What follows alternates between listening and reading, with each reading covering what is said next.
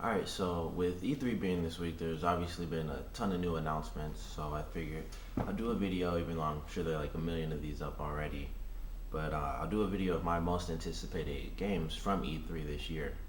It's in no particular order, and the main reason is because, odds are, the newest games that you see are your most anticipated. Sometimes, you could just get a glimpse, or you actually get gameplay sometimes. Like, you might like Titanfall, that could be your most anticipated if you're like really into Call of Duty. And like, it seems cool. It's not one of my most anticipated, but I do think it looks pretty cool. But it's like a new game, um, like newly announced. We got actual gameplay and stuff like that. And then there could be games like Bayonetta 2, which is one of my most anticipated, which was actually announced last year when the Wii U came out, but all we had was like a teaser trailer, and we hadn't really gotten much outside of it's gonna be Wii U exclusive, and she has blue guns, and we got like a little, like some of the little inner workings before E3, which was like a couple of months ago, and all you really got was like a little 3D imaging on the computer, and that was it. But Bayonetta 2, if you haven't played Bayonetta 1, I guess the best example I could give you is it's female Devil May Cry. If you haven't played Devil May Cry, then there's not really much I can say. It's a super awesome hack and slash game. I guess that's the best way I can put it. It's probably one. It is one of the best hack and slash games. Period. Just like Devil May Cry, like they're both hack and slash games, but they have so many deep combos that it makes it more than just button mash this or button mash that, which you can easily do in Bayonetta, and you can pull off some really cool stuff. But there are different weapons. You have like Dragon Claw weapons. There's a katana. She has her regular gun combos, which you can have like the two pistols that she holds and then two on her feet, or you can have shotguns on her feet, or different types of combinations that you can make in the game. You can create different combos for you, and it's a really cool way to find what works best for you. Like, I love to use the Dragon Claws because they're super quick, and I always like that fast style of gameplay, so I'll use those a lot. And the katana because I just like to play with katanas. Plus, I can pull off some pretty easy combos. Once I get to like harder difficulties, I can pull off some easier combos to do a lot of damage.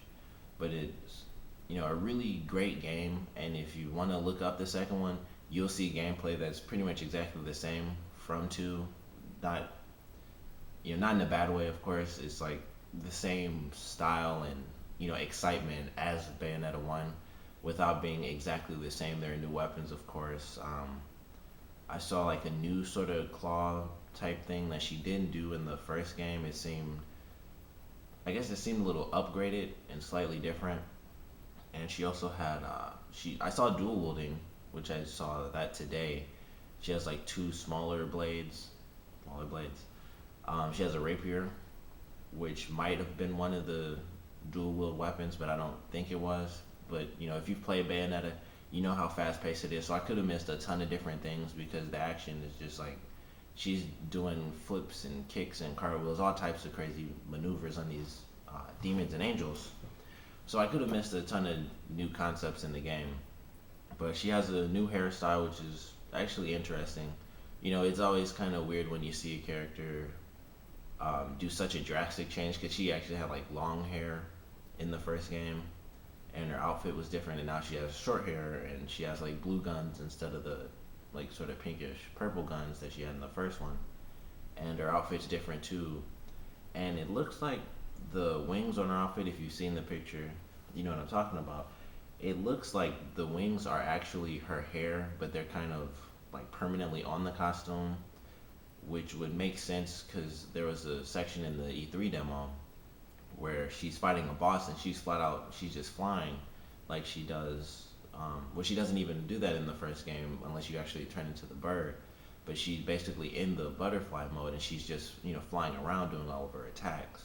So I think the new costume actually works as a part of her like Umbra Witch powers without her having to actually use her hair. It's like the hair she cut off is like the wings. Now that I think about it, that's probably exactly what it is because it looks like hair to me, but it could just be feathers or whatever. but I think she uses those as wings permanently, so she can just activate the power, and instead of using her hair, it's already there in the costume, which would actually be a pretty cool way to do that, just to add new elements. Which, like I said, I think they did because of the flying portion they have in the demo. But I'm really excited for that just because it's a fantastic game. The story in the first one, um, it's actually a really good story. It's just that the delivery is super campy. Like Devil May Cry is kind of campy too, but it works better. Like Devil May Cry 3 was like really fun campy because it's Dante's character is really silly, and he's like doing all types of stuff like imitating Bruce Lee and all these silly maneuvers, but that's his personality. And for Bayonetta, she's more serious, but it still comes off campy, so it wasn't as cool to see in Bayonetta 1.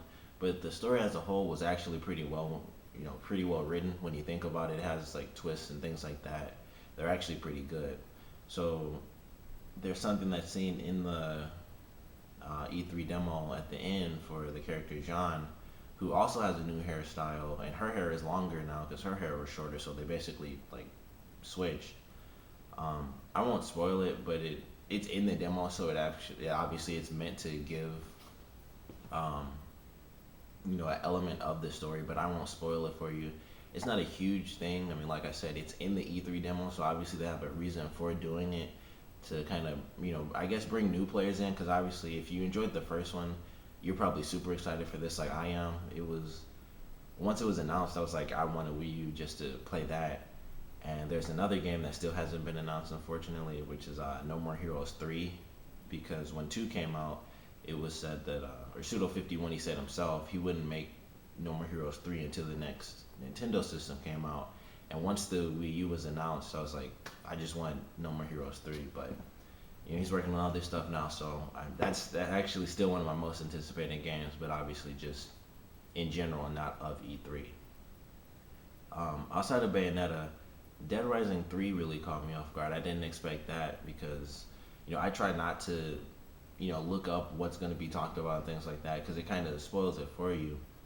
So, I go into the press conferences during E3, and, most of the stuff outside of what's said, just before the press conferences is brand new information.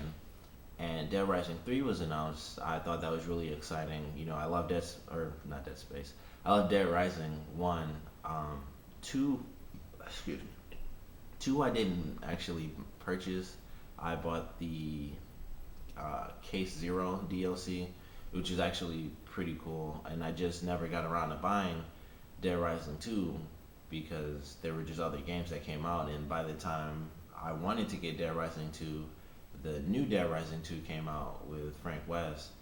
And since they're both super cheap, I still feel like I might buy them because they're such different games.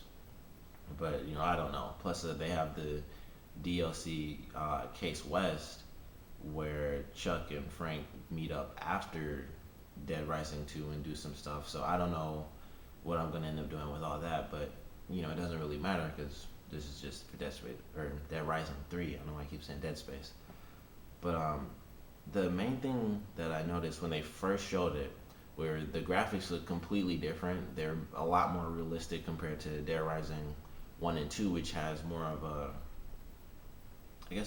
campy feel to it, and it's sort of a colorful environment. I guess that's the best way I can think to describe it, especially in 2 from what I remember seeing from gameplay videos and stuff like that. It's kind of like the Las Vegas scene, so of course, slot machines, all that stuff is very colorful in that one. And in the first Dead Rising, it was, you're in the mall, so there's a lot of different stuff happening, especially certain areas and certain stores, of course. Toy Store is obviously very colorful. But this one was a lot darker. It had a more realistic look to it.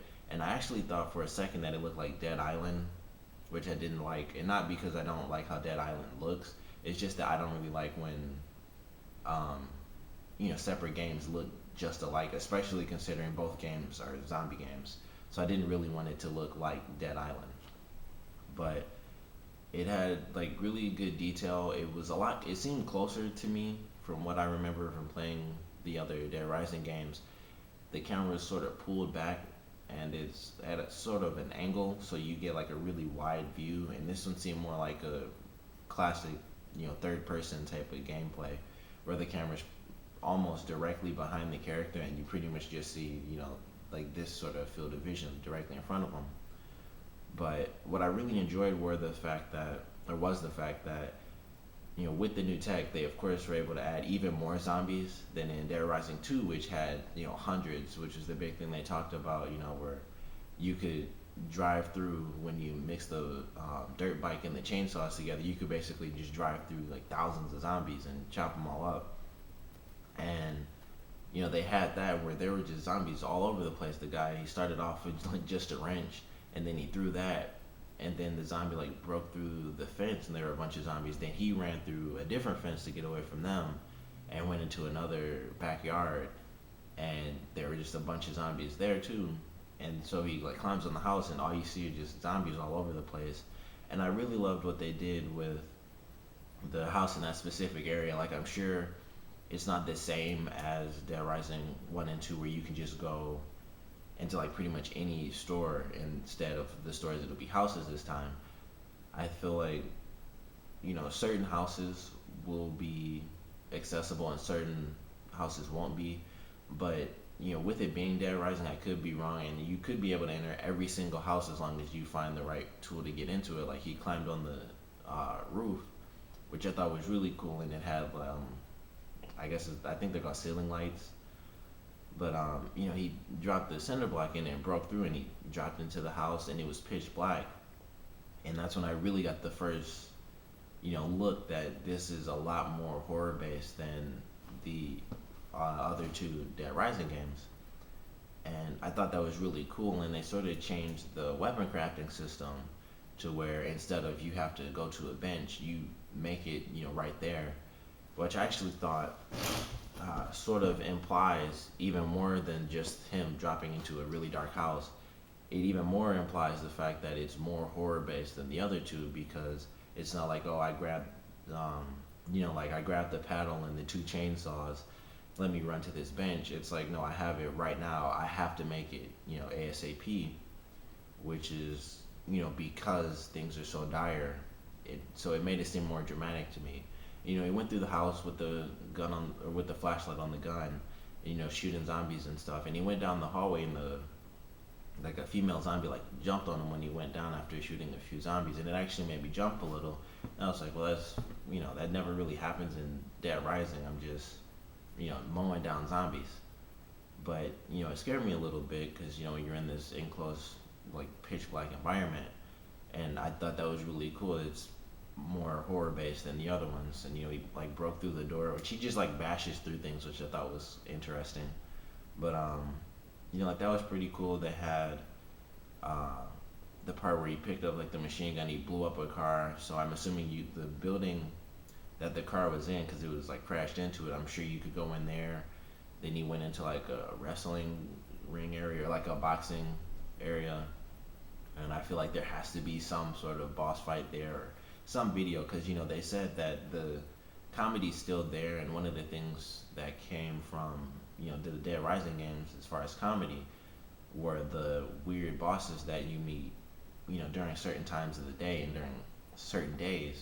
So I'm sure there's like some weird lucha libre type thing going on there, so that should be pretty cool. And then they had the weapon crafting. Of course, he craft like the buzzsaw to the sledgehammer, which I think was in Dead Rising 2. I haven't played it, so I don't really know, but I'm pretty sure I saw that in there. But he was hitting zombies and chopping them up. Then he threw it, and it just like split the zombie in half, which made, like, physically speaking, that made no sense, but it looked amazing. It just went, chopped it right in half. I thought that was cool.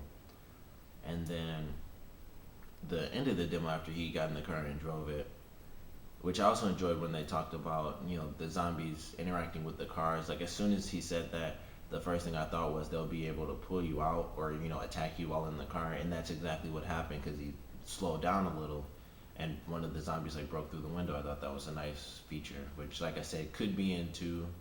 I'm assuming it wasn't because of what he said, but like I said, didn't play it, so I don't know.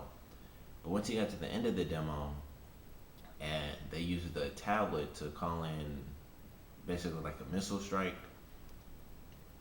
I wondered, is that a part of the co-op experience that they're gonna have, or is it sort of like, oh, you can use the tablet and just I need help. Could I play by myself and just have like an iPad or whatever, and just hit a button and have missiles come down on a bunch of zombies, and I'm pretty much just helping myself so I can get past this area because I don't have any weapons and stuff like that. And so that made me a little curious. I don't know, I haven't seen any other videos or any explanations for that so far, but I'm sure there'll be something up, or there probably is something up, and I just haven't seen it yet.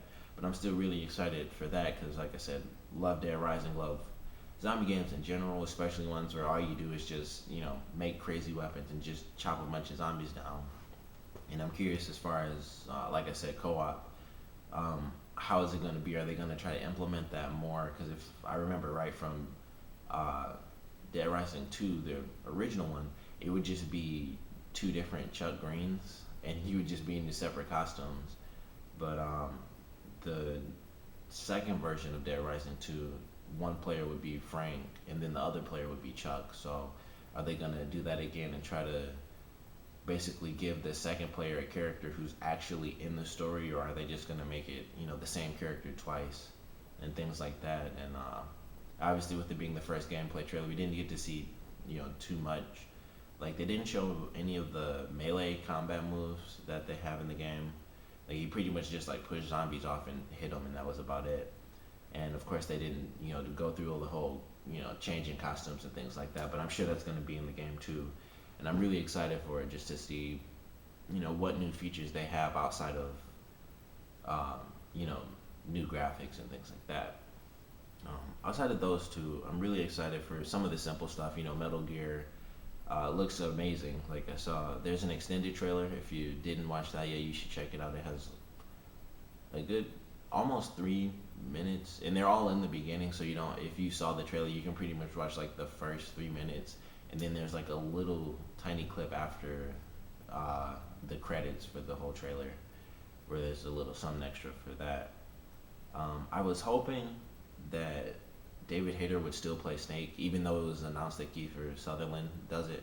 I was kind of hoping that they'd have Ocelot talk for a while, and then Snake would talk, and it would actually be David Hayter again. But that didn't happen, unfortunately. But that's not that big of a deal to me. I know for some people it's like a huge problem because for decades it's been David Hayter, and now it's not. So it's a huge difference. But aside from that, it's still Metal Gear, and I love the Metal Gear universe is amazing. Of course, all the characters are always very detailed. They always have some sort of crazy story, and they're always really intricate characters. And now it's an open world game, which if you saw when they first announced Ground Zeroes, if that's even still a thing, because I'm not 100% sure yet, which I don't think it is. I think that was like what he was gonna call it, and now it's just Metal Gear Solid 5: Phantom Pain. But when they first called it, it was Ground Zeroes. They had the helicopter come in, and you could change the song and stuff. And they showed in the new trailer, you could basically, it's open world, so you get to where you need to go however you can. He started off on a horse, and the graphics, of course, look amazing. And then he stole the truck, then he stole the tank, and he got in the truck because the guy helped him. I'm sure that's like, you call someone in and they take out whoever actually drives the truck, and then you get in, stuff like that. And then they have the new dynamic CQC, which I'm assuming is completely situational. There are two people here, or there's one person, I'm standing in front of them and he spotted me, or there's one person, I'm standing behind them, stuff like that, or this person's taller, that person is wider, stuff like that. So that's what I assume dynamic CQC is, because generally when someone says dynamic in a video game, it changes every single time. So that seemed really cool, and it went into a little slow motion thing, which I thought was interesting for Metal Gear. Also the traversal, like when he jumped across the building, I thought that was really interesting, even though it was like a tiny little thing and he did the little dive. Cool stuff like that, which are just little features, but they're new to Metal Gear as far as I know, because I haven't played all the games. I missed the PSP ones because I didn't get the collection, so I haven't played Peace Walker. So if those are in there, then I hadn't played them, so they're still new to me. But really excited for that because, like I said, it's Metal Gear. It's always something crazy and great, and the younger versions of all the characters and things like that. It's just a time period that we don't know about, and it's really interesting. So, once again, anything Kojima does is pretty anticipated for me. Something that's interesting to me is the new Ninja Gaiden game, Yaiba. I watched the E3 demo of that today. It's funnier than I thought it was gonna be. I thought it was gonna be more of a serious story, but it's actually really funny. Like if you saw the trailer for it, it was hilarious. He was talking about like acceptance and death go together, like my balls and hot sauce or something silly like that. I thought it was hilarious. And so they showed the game. It's really like a hack and slash. Like a lot of the comments are like it looks super generic and stuff, just like a regular hack and slash game, and it kind of does.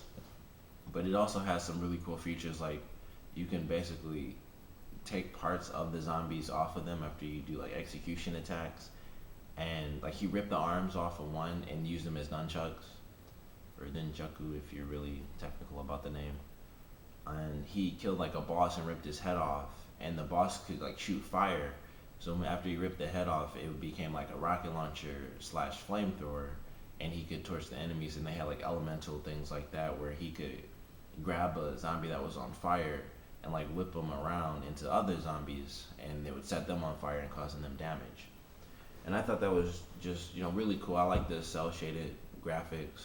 I don't know what type of, if it's gonna be full retail or if it will be like um, Xbox Live Arcade type of game or PSN story game. But when games look that way, I think it forces people to think it wouldn't be a retail game. But they could easily make it that if they just add more elements. Like I personally thought it looked really cool. It had good action. Um, the enemies were they're zombies. If you didn't know that, it's basically you play as a guy who Ryu killed, and his main goal is to get revenge on Ryu. But there's obviously more story elements to it than that, because there's a female character that talks to him. They didn't really like have her dialogue up or anything. Like you couldn't really hear what she was saying too much. But obviously, it's more than just him coming back to life and trying to kill Ryu. So he's working with some organization, and I'm sure there's some crazy element with the fact that there are zombies in the game, because obviously in the other Ninja Gaiden games you don't just get like zombies all over the place as far as I know. But it seems really cool to me personally. Like a cool ninja hack and slash game, not the same as hack and slash Ninja Gaiden. There's none of the magic and crazy dismemberment stuff like Ninja Gaiden, but it has its own style of dismembering zombies and silly puzzles where he threw a zombie into a steamroller to have it drive through a wall, and so it was on the steamroller going really slow, and there was a zombie standing in front of it, and so the zombie in the car is like waving it off, like get out of the way, and the zombie's just standing there, and he's like like get out of the way, and the zombie just stood there and it got smashed and killed, and I thought that was kind of funny. But I'm anticipating that, not too highly, but highly enough to where obviously it's worth mentioning here. The last one I'm going to mention, I know there are a ton of other ones that I want to talk about, but this is like already super long. Um, Actually, I guess I'll switch the game. I was going to do The Last of Us, and that was just because it's coming out tomorrow, but I figure instead of that, I'll do Kingdom Hearts 3, because that's, it finally got announced. Perfect timing, of course, which I knew it was going to be coming out soon because they were finally doing the HD remix, and that just proved that eventually they were going to be working on it. But cool announcement trailer. I love the look of it. I thought it. I mean, obviously new tech and new graphics, yada yada yada. So it looks way better than Kingdom Hearts 1 and 2 did. But it had a look like it felt like it blended a lot of different styles together, which I enjoyed. It looked almost like claymation, but like the perfect form of claymation, and at the same time it looked sort of glossy but not really. It was almost like, I guess the best example would be like a Pixar movie like Toy Story 3, but not as shiny. because they do look shiny. If you think about Toy Story 3, they have like shiny reflective characters, and in the scene they showed with Sora, which I was wondering if it was actually gameplay, and it easily could have been. You know, like if you saw the trailer, it was more detailed when he was like picking up the Keyblade than when they showed him running from all the Heartless like swarming after him. So I feel like it was gameplay, but at the same time, that could have easily just been CG. Like he didn't really do anything but run from them. It just had the same animation styles from one and two, like how Sora would run, and it looked great. And he jumped on the swarm and then jumped off, and he swung at him, and then the trailer ends. But Kingdom Hearts being what it is, like honestly, I think it's over 10 years old now. The first one, which is kind of weird to think. But it's such a huge franchise, and then the uh, 1.5 HD remix is coming out. I think this month or next month. I'm not sure. But with that coming out, and hopefully, and odds are they'll have a like 2.5 HD remix come out before 3 finally does, which I hope they do because actually my Kingdom Hearts games were both stolen, so I don't have them. So I'm definitely getting the HD remix. And if you didn't know, it's not the original number one. It's called the Final Mix, which is basically it's pretty much a different game. It has new enemy types and things like that, so it's not exactly the same, and it has new content and things like that. And if they do a 2.5 HD remix, which like I said, I really hope they do, that'll also have different enemies in it as well. So it's basically the Japanese final version of Kingdom Hearts 1, which we never got in America. So if you ever thinking like, oh, it's just HD, it's actually a bit more than that. Also, they have Chain of Memories Final Mix, which was redone for PlayStation, and also the final version of that was in Japan. And I don't believe that was in America either.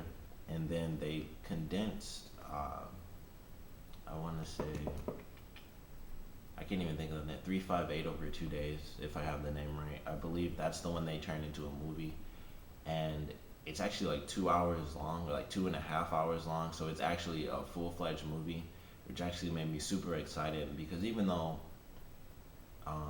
I'd love to play the game because I never got to play any of them outside of 1 and 2 because I didn't get Chain of Memories for Game Boy, and I never had Birth by Sleep because I didn't have a PSP and I didn't have a DS for any of the other ones either. So to have at least one of them redone in movie form is great too. Although I thought it was going to be Birth by Sleep that they put into it, since that was um, the first one that came out like after 2, but instead it's 358 over 2 days. And it's like I said, it's done into a 2.5 hour long movie, so that's going to be great. You can actually sit down, and if you really think about it, that's something that people, at least I personally would pay easily to go see, like an actual Kingdom Hearts movie if it was one of the games, condensed into a 2 hour movie. If I hadn't already played the game, and even if someone had, if you played it and you really loved the game, you'd love to see how they did it as a movie, I'm sure. And so something like that really had me excited, or has me excited for the the remakes coming out. But Kingdom Hearts 3 in itself being just then finally Kingdom Hearts 3, that's super exciting. And with this almost being 30 minutes long, which I'm guessing we're gonna have to cut in half, I'd like to say thanks for watching. If you have anything, what your most anticipated games, please put that below. Least anticipated, I guess you could do a whole list if you want. I mean, it's not like I'm gonna be like that's too long of a list. Whatever you are anticipating, things like that. Something else I of course forgot to mention, like I said, super long video, but the new Smash Brothers, of course, just like Kingdom Hearts, it's finally a new Smash Brothers. Obviously not nearly as long, but new Smash Brothers. They have Mega Man. He looks cool. I like his style. He's like the perfect balance in between 8-bit Mega Man and like Mega Man 7 and 8 Mega Man, which is like he's like full size in those two games, but they like took it back to 8-bit. And he was like perfect balance. There is gameplay up of him fighting against Mega Man, so, or fighting against Mario. Sorry, so you can actually see the moves in battle. They didn't show his brawl or his smash attack. I mean, so you won't get that yet, but you can watch Mega Man fight, or you can watch the uh, Wii Fit trainer girl fight, who actually seems pretty cool because she, even though they're like yoga moves, all their moves seem so fast that they're like martial arts moves almost. But you can check all those out. Like I said, just comment below, put your most anticipated games. You can also put most surprising games. Um, I want to mention like all the games I'm anticipating, so I want to just throw in the I can't think of the actual name, but the Remedy game I want to say is like Quantic Dream, but I don't think it's Quantic Dream. I know it's Quantic something, but I really love Remedy, all their stuff, Max Payne, Alan Wake, just fantastic writing. So even though that's exclusive to Xbox One, I don't know, if I get a ton of money, I'll definitely buy the console and get that game too. But comment below. That's pretty much it because I don't want to take up any more time. But thanks for watching. Comment below most anticipated games.